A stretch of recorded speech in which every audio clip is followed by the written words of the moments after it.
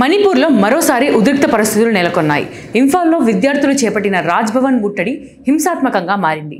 రాష్ట్రంలో law and ఆర్డర్ను control చేయడంలో డీజీపీ, స్టేట్ సెక్యూరిటీ అడ్వైజర్ విఫలమయ్యారని, వాళ్ళిద్దరిని తొలగించాలని డిమాండ్ చేస్తూ స్టూడెంట్లు మంగళవారం రాజ్ భవన్ ముట్టడికి ప్రయత్నించారు.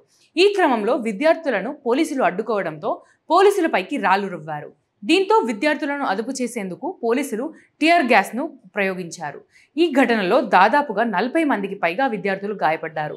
మరోవైపు రాష్ట్రంలో ఉద్రిక్తత పరిస్థితులు నెలకొనడంతో రాష్ట్ర వ్యాప్తంగా ఇంటర్నెట్ సేవలను 5 రోజుల పాటు నిలిపివేశారు. ఈ నెల 15 వరకు ఇంటర్నెట్ సేవలను నిలిపివేస్తున్నట్లు ప్రభుత్వం తెలిపింది. అలాగే శాంతి భద్రతల రీత్యా తూర్పు, పశ్చిమ ఇంఫాల్ జిల్లాల్లో కర్ఫ్యూ విధించారు.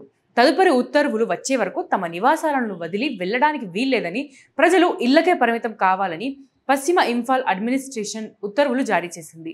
అల్లర్ల నేపథ్యంలో కేంద్ర ప్రభుత్వం కూడా అలర్ట్ అయింది.